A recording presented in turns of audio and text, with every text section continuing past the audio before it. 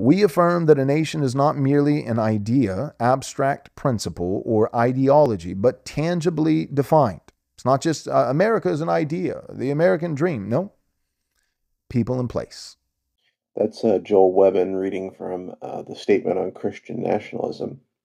And the definition he gives of a nation makes some sense of our experience where nations are settled in a place, leaving aside exceptions like, Israel during the exile.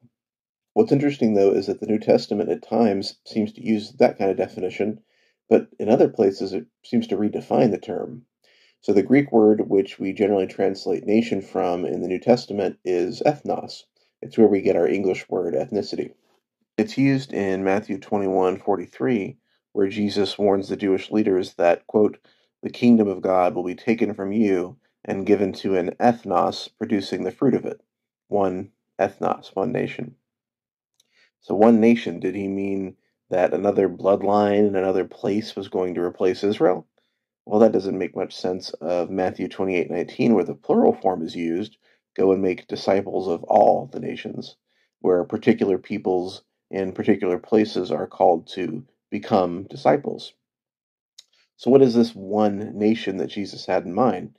Well, Peter tells us in 1 Peter 2:9, we, Christians, are a holy nation, a peculiar people, called out of darkness and into God's light. God takes people from all nations to form one new nation, one new people.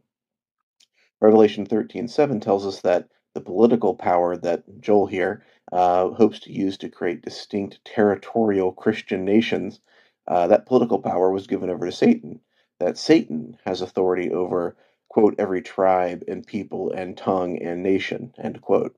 But the next chapter in 14:6, we find that there is a power which combats that of Satan, the everlasting gospel that we preach, quote, to every nation and tribe and tongue and people.